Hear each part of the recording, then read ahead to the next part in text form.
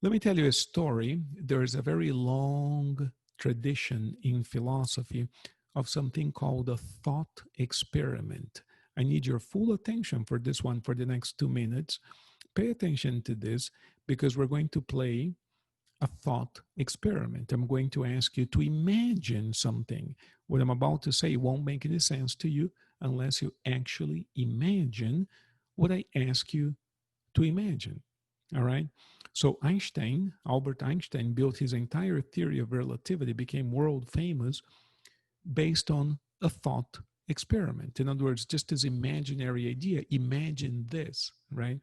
So I'm going to ask you to imagine something.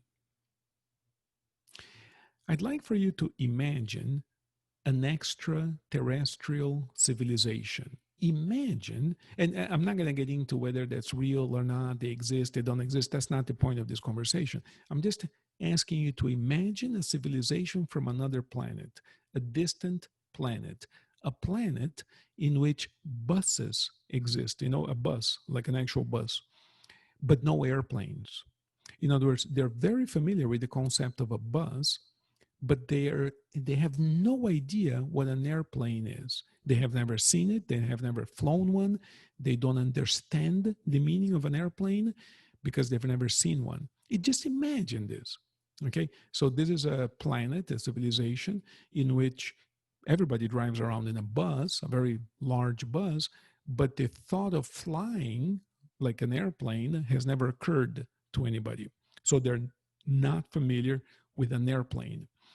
So when you look at an airplane that is parked on the ground at the airport, does it look to you a little bit like a large bus?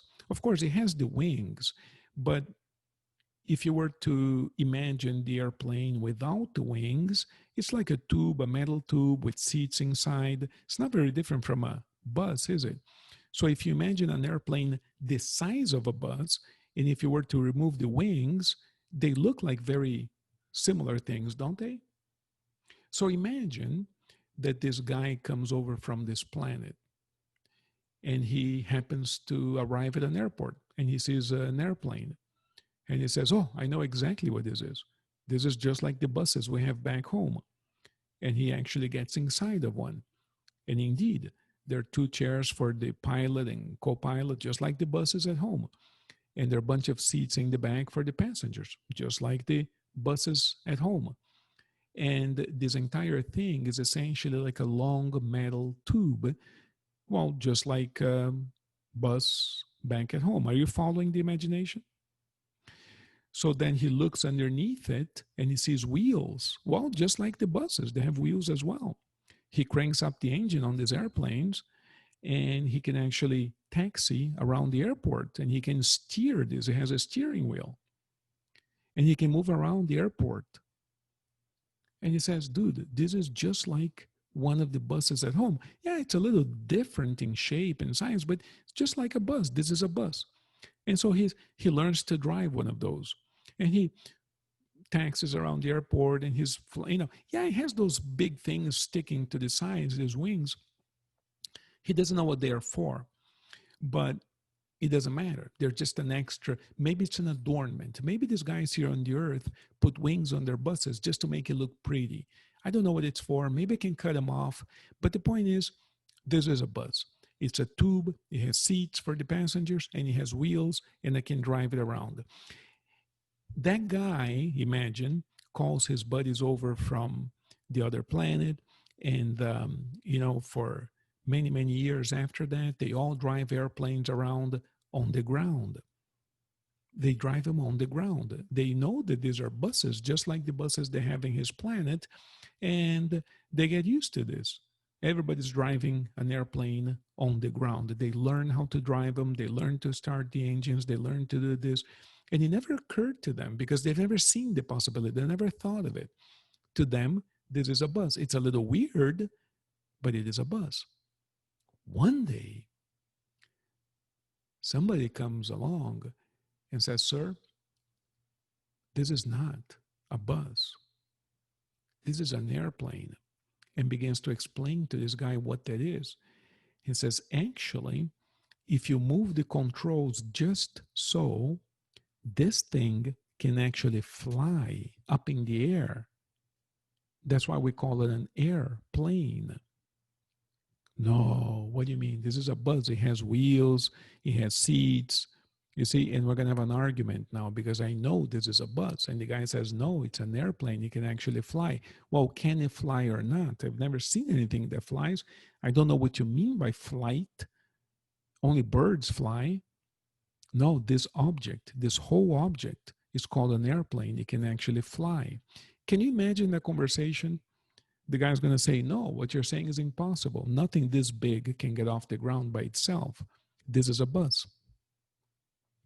So the guy says, I'll tell you what, hop on. This other guy is a pilot.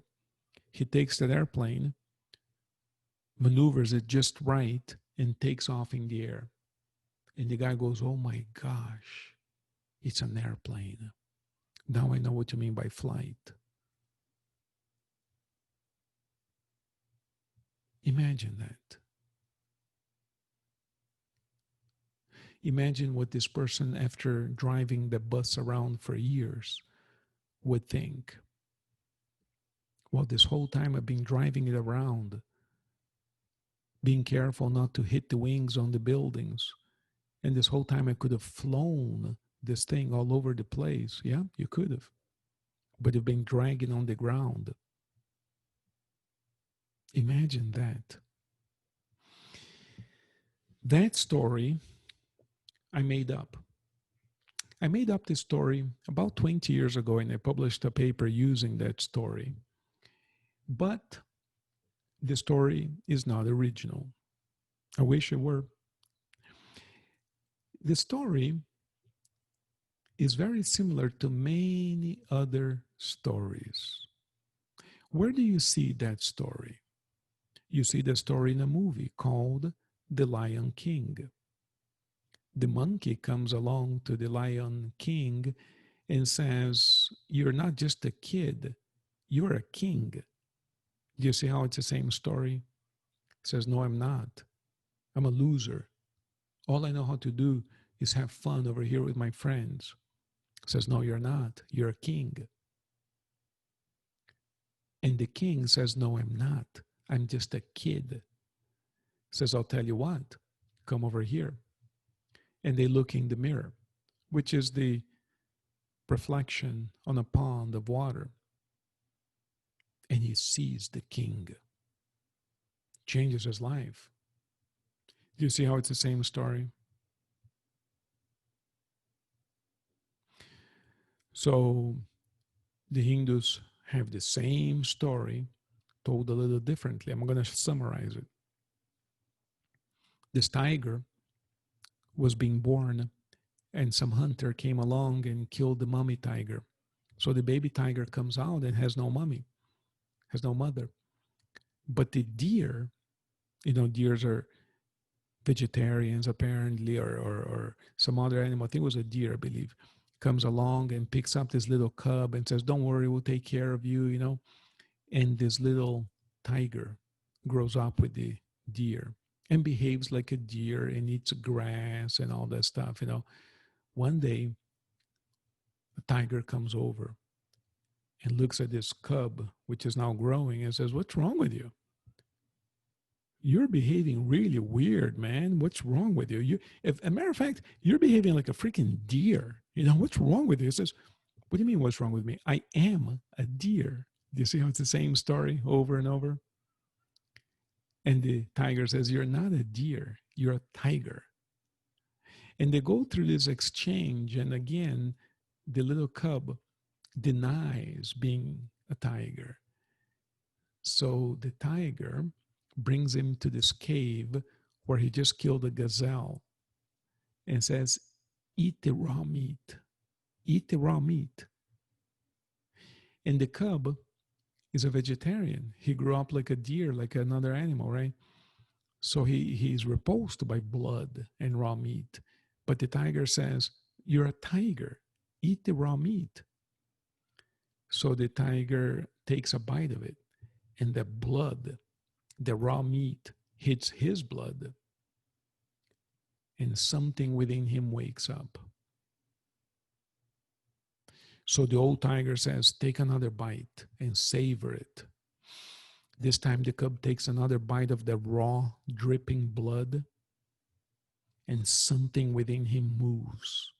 And when it does, this little cub roars for the first time. Now, he didn't sound like a menacing tiger yet, but he roared like a tiger. That roar is what we need to produce in each one of us. That roar is what back in the 60s they called the primal scream. That roar is the awakening of the giant within us all. That roar is our connection to the cosmic consciousness and becoming what we really are. That roar is the bus flying like an airplane. That roar is the kid becoming the king. That roar is the awakening of the giant each one of us is meant to be. It is a sacred moment in your life. It is your primal scream. So each one of us has an essence that is so deep, so profound, so sacred, so divine that it can only be described as an expression of cosmic consciousness on the earth. Many people before you and I have figured this out. Many people, the guys who built the pyramids, they figured that out, and that's why they were able to build a pyramid. The guys who do amazing things like go to the moon, the guys who become multi-billionaires, the guys who do amazing things, they all figured this out, all of them. In one way or another, they all figured it out. And that's why all of them are extraordinary. They're not ordinary people, they're extraordinary because they figured this out. They figured out how to live this essence, this raw essence of who they really are, which is a clean expression of cosmic consciousness.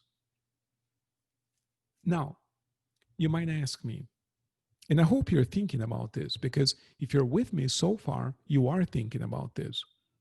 You might be asking yourself, how come that essence, the primal scream, how come that entity or that energy or that roar, how come that part of me has been hidden all those years? How come for all these years we have been driving this airplane on the ground like it's a bus?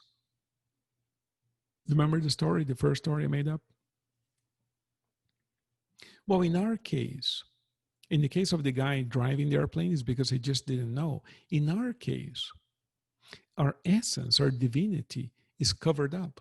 It's like when you have a light bulb, but it's covered up with a towel. Then you don't get the brightness of the light bulb. Obviously, because it's covered. And now you might ask, okay, I buy that. Of course, if it's covered, the light won't shine. That's okay. What covers the light? There's one thing.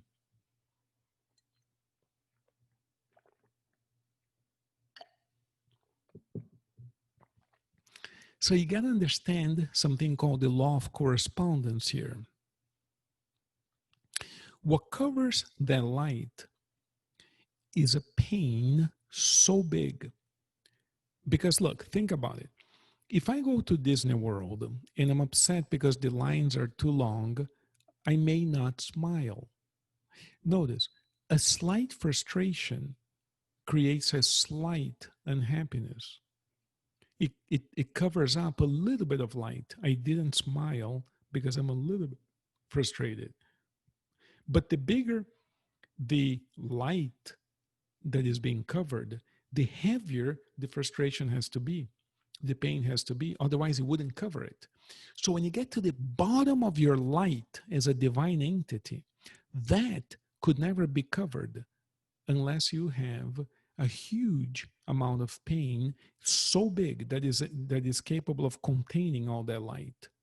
That pain is hidden from you. You have no idea what it is, where it comes from, how it happened. You have no idea. It is as fundamental. It's fundamental. It's deep. It's completely unconscious. You have no clue. You might not even be aware that it exists, but we have it. We carry it with us. The only thing you know about that, that's why hypnotists have been using the idea of the iceberg for millennia.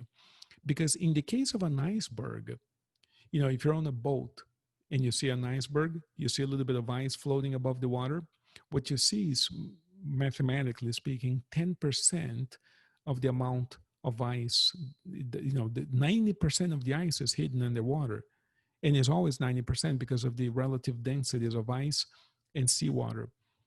So you're looking at only 10% of it. 90% of that ice you do not see. It's there, but you don't see. Now you know it's there because it's what's sustaining the ice that you do see. It's holding that ice up. The ice that's underwater is holding the ice that's above water, above water. So when you look at the way that we live our lives, when you look at inexplicable diseases, early death, problems, strife, negativity, and above all, aggression, anger, wars, killing, all kinds of things, suicide, I mean, all kinds of things which occur in this world.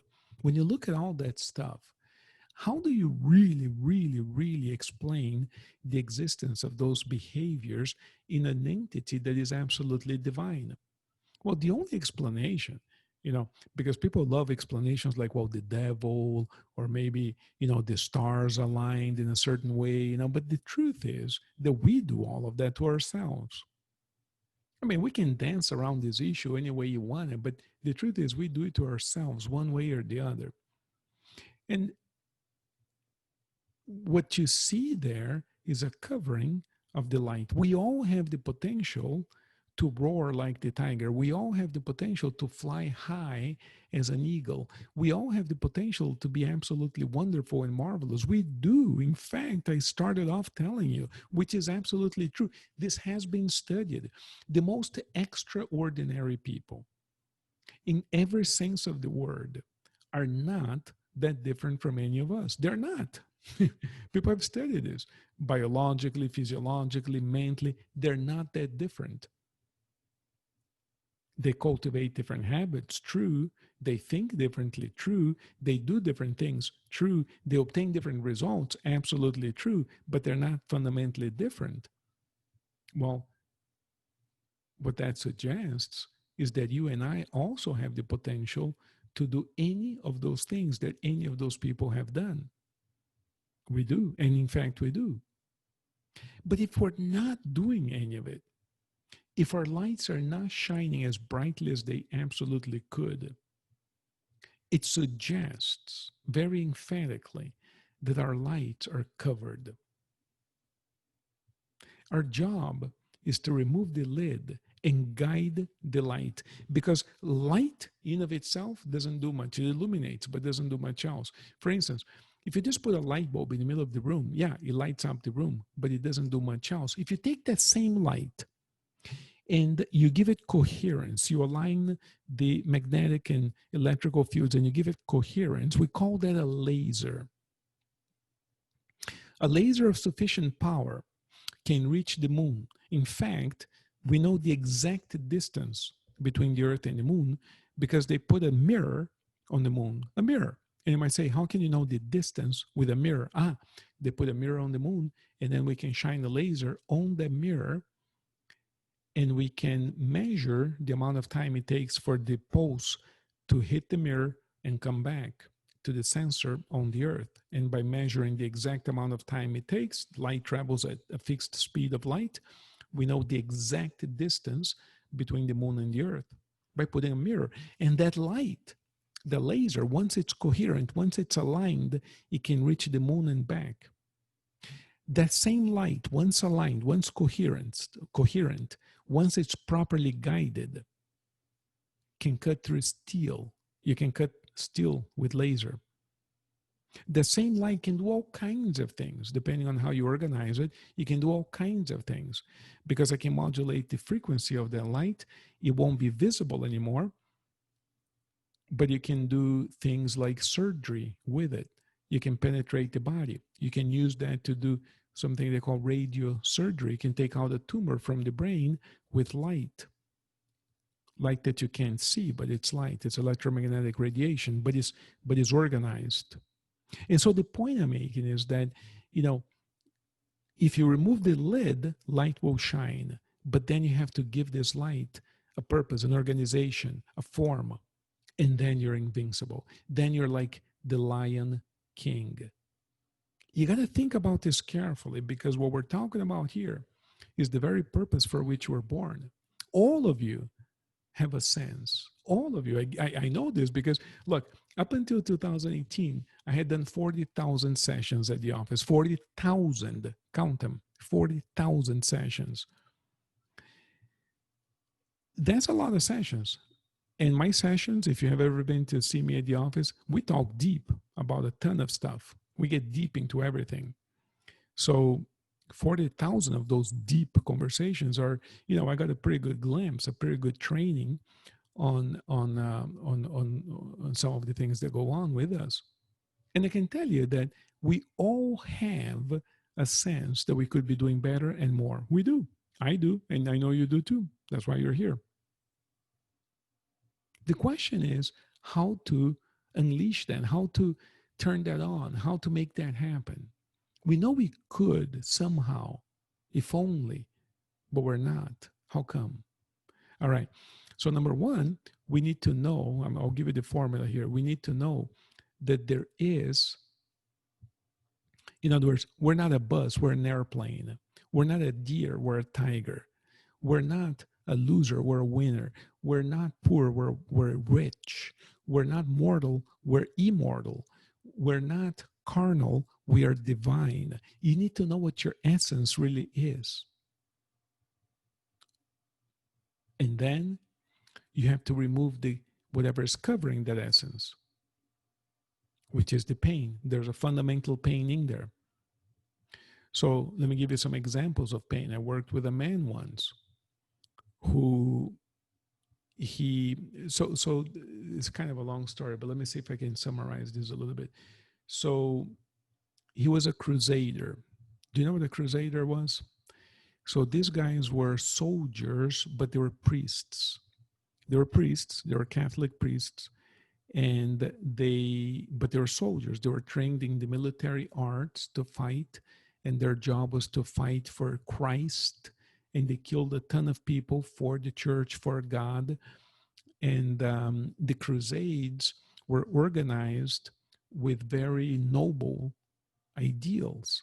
So the church organized the Crusades as being a very holy type of war, a very necessary sort of thing for God. And it turned out to be one of the dirtiest aspects of human history. It turned out to be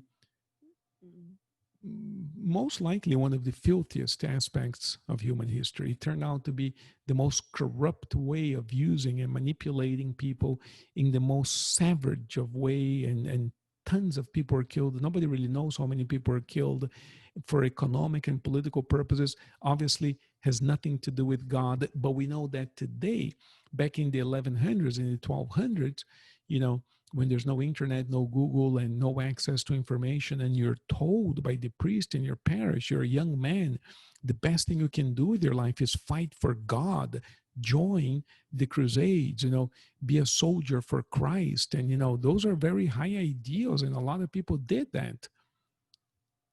So this guy that I worked with was one of those soldiers who was very successful at killing infidels, bad people. He killed a bunch of them. So then one day he realized that he had been duped. He had been fooled. He was lied to. But, whatever. So he carried this pain with him. But it was deeply buried in the unconscious. It took some remarkable hypnotic work to bring that out and help him heal that. And that's why I love hypnotists. Hypnotists are, the good hypnotists are really, if you find one, the good hypnotist, it's unbelievable what these guys can do, because they know how to navigate this labyrinth of the unconscious. It's just unbelievable what people can achieve. So this guy was able to release this primordial pain that he carried within himself for hundreds of years, almost 1,000 years carrying the pain, life after life, producing all kinds of tragedies in every incarnation since then. He was able to release that and transform his life. So that's an example of what I mean by primordial pain. That's what covers the primordial light. What covers the primordial light is primordial pain. It's deep. It's really deep. But if we can remove that pain, you're going to roar like a tiger. You're going to be you for the first time. And that's what we're talking about. All of you have it. All of you have the pain and the light. The pain is covering the light. We all know this. The question is, what are we going to do about that? I knew this my whole life, and I never gave up working on it. It took me a lot of work to get there. A lot of work. Some people do it easy. Of course, the people who do it easy are because they did it in a past life. They didn't really do it this lifetime. They simply reactivated it this lifetime, but they had already achieved it before. So it looks easy today, but in reality, they may have worked for a couple lifetimes on it in the past, right? But if you're doing this in this lifetime, yeah, it's hard work because I got to confront all kinds of things. Well, I think, and if you pay attention to what I said, what I'm about to say to you is going to seem extreme and is going to seem like an exaggeration. I believe, and I firmly believe, we can do this in a few days. And the reason why I'm so confident we can do this in a few days now is because we have been preparing for this for a long time. The retreat, for instance, and I'm not here to, I know the retreat is not for everybody, but in the retreat, we're going to follow this model. The point of it is going to be to reach your primordial light. It's in there. So the reason why we do that kind of work in a retreat format is because it's that intense. And if you're away from your daily life, and if we have your attention throughout the day for a few days, we can do it. We can actually do that. That's how I did it, through retreats myself. So, I've also done therapy on a weekly basis, whatever. Now, and that's much, much slower. And sometimes we never quite get there. But through retreats, you do, because you're focused for a few days, concentrated, you immerse yourself in the project, and it actually becomes easier. So some of you are going to have this experience this year, actually. Some of you will have this experience this year. And when we come back before the end of the year, you'll be able to tell the story, and you're going to say, yeah, I remember that class back in September when you talked about this. It turned out to be true. So that's the story, my friends. There is a light in there, and there's also a lid on the light. Our job is to remove the lid and allow the light to shine. Now, does anyone have any questions that you would like to ask, or any comments that you would like to make? If you do, this is a good time to do so. Don't leave the class tonight with the question if you have one. This is a good time to ask your question. And we're a family, and we've been doing this for a while. So among us, there's absolutely no shyness whatsoever. We are one big, huge family in the mystical sense. We accept one another. There's no criticism or judgment of any type. So if you have a question, whatever it is, now is a good time to ask it.